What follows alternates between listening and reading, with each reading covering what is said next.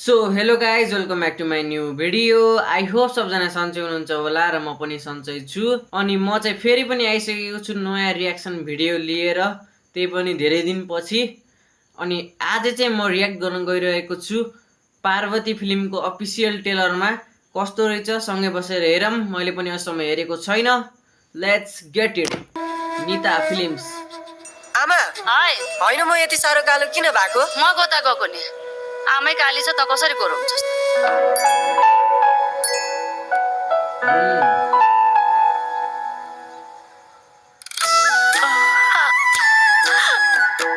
यो फिल्म होइन पक्कै पनि तिहारको आसपासमा रिलिज हुनुपर्छ। मैले हेरेको छैन होइन, रिलिज डेट चाहिँ अहिलेसम्म हेरेको छैन। अहिले हेरौँ न लास्टमा होइन, तर तिहारतिरै हुनुपर्छ, किनभने अब यो फिल्ममै अब तिहारको देखाइदिया भनेपछि अब तिहारमै हुनुपर्छ है त।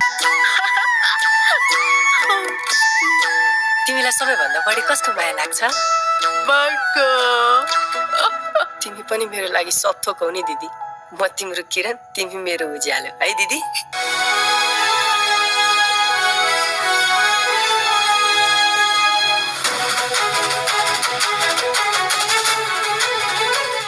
दिदीको माया आमाको जस्तै अनि भाइको साथ छाया जस्तै।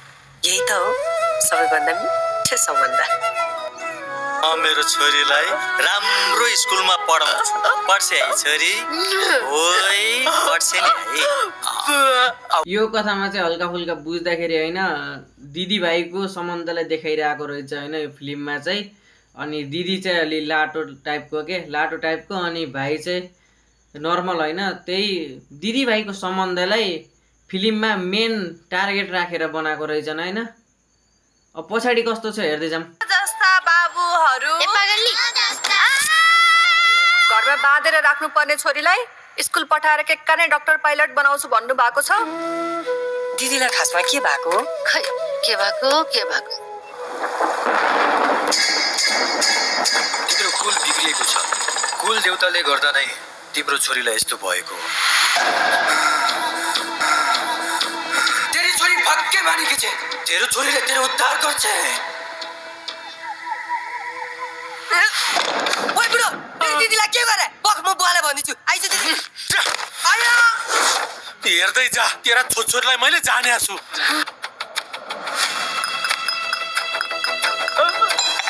यसले गर्दा आज कति वचन सुन्नु पर्यो। यो जन्मिनु सट्टा त मेरो गर्भै तुएको भए हुन्थ्यो नि। यिन भनेको पार्वती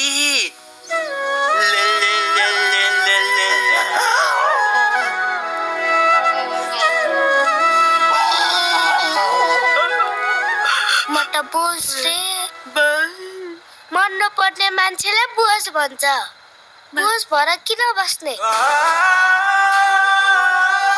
मेरो बच्चा खोइ मेरो साथी छैन। मेरो भगवती मेरो काजो मलाई मेरो बच्चा चाहियो।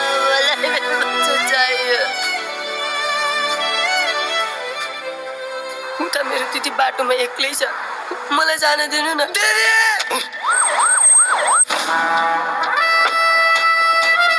दिपाश्रीको एन्ट्री।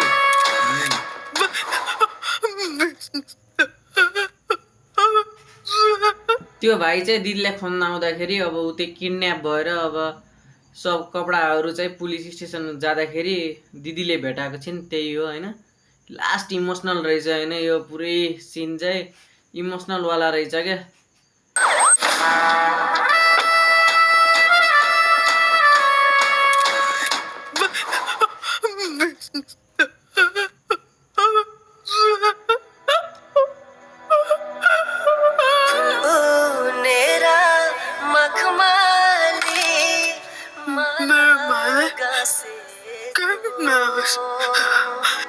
देखना मन छ मलाई मेरी दिदी हाँसेको। पार्वती बाबा दिदी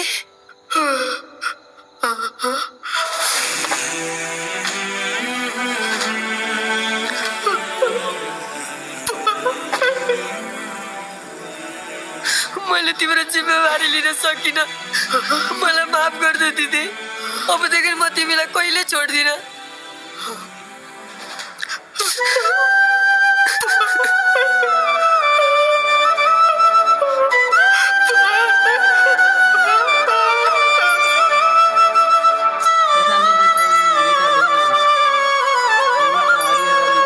रिलिजिङ डेट चाहिँ अगस्त 28 मा रहेछ, रक्षाबन्धनको दिन होइन। अब रक्षाबन्धनको दिनमा रहेछ, तिहारको दिनमा नभएर अलि रक्षाबन्धनको दिनमा चाहिँ रहेछ। दिदीभाइको मायालाई देखाउन खोजिरहेको छ, त्यही हो। लगाइज ओभरअल गीत चाहिँ गीत भन्न आउँछ यार, लगाइद के भन्न आइरहेको मुखमा फेरि। आज धेरै दिनपछि रियाक्ट गर्न गइरहेको छु, के मुखमा आछ। लगाइज आजको रियाक्सन भिडियो चाहिँ बबा, फेरि रियाक्सन भिडियो अरे। अब के भयो अरे दिमाग, ल है त।